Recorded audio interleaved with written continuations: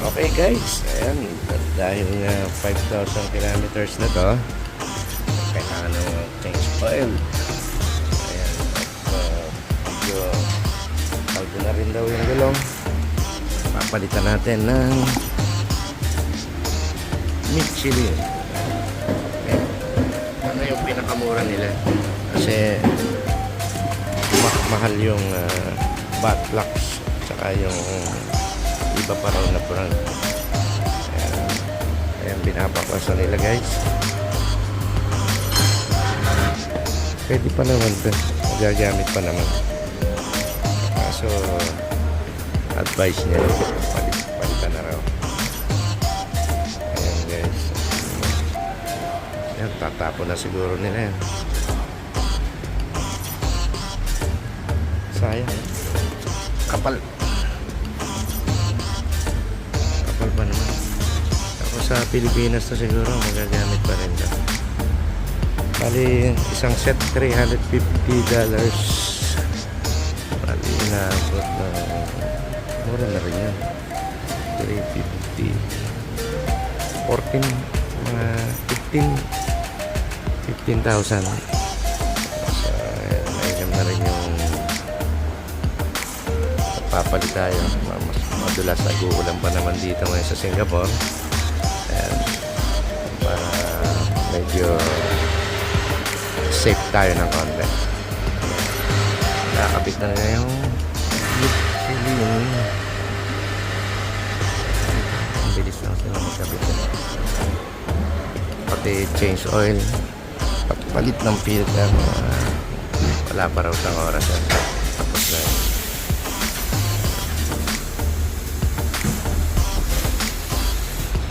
Na yung safe tayo sa motor.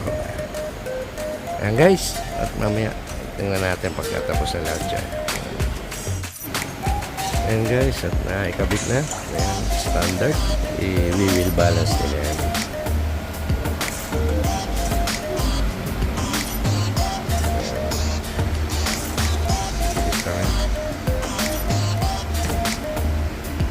Tingnan natin kung maraming tingga na ilalagay.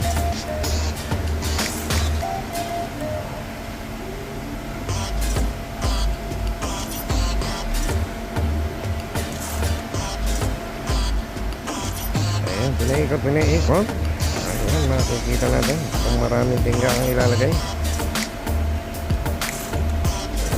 30 grams ito. Tatlong guhit sa karnihan. Nagupit pa ng koko. Koko yata ilalagay nila, hindi tingga. Grabe naman. Ayan, pinaikot. Ayan.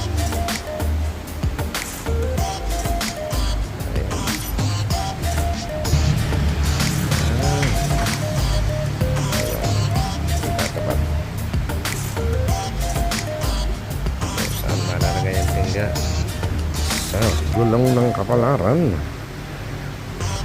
Ayan, binabalatan ng tingga para maging balance.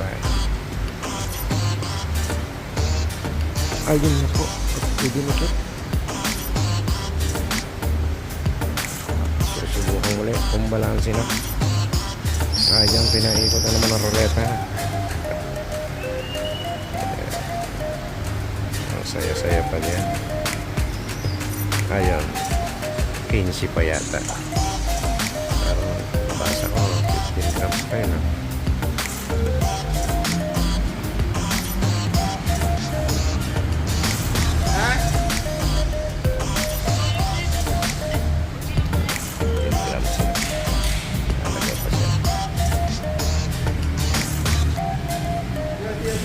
Ito yung pinagpalitan ko, X-Max. Pinagpalitan ko nitong CB400 VTEC Spec 3. Nagsawa ako sa walang cambio. Yan, 0-0 na. Final check na. Ayan, at ikakabit na. May nakita na namang isang problema. Medyo may kalog na raw itong rubber. Pinasta ng Oli, New one, ha? new one. Everything okay. Good, ha? No more shaking, ha? Ayan, $50 na naman, dagdagan. Ito yung Repsol ang ilalagay nilang langis. 3.2 liters. At sa palit yan mga oil filter. Ayan, kinakalog na naman, kinakalog. Ayan naman, pinapaikot. Ang kuleta. Ayan, nilagyan ng oil filter ng pasalubong. Yes. Gastos na naman.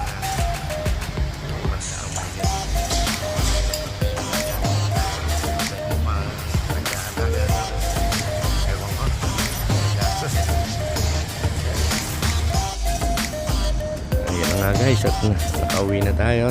Ayan. Hindi raw pwedeng i-banking to ng mga 3 araw at medyo madulas-dulas pa. Ayan, dito tayo sa paradahan ng mga motor. Ayan. Bago ang kanyang sapatos, naka-Nike Michelin. Guys, yan, sinare ko lang yung ating pagpapa-change oil at pagpapalit ng gulong. Ayan, ibig sabihin gastos po yan. Ayan, maraming salamat guys. Thank you.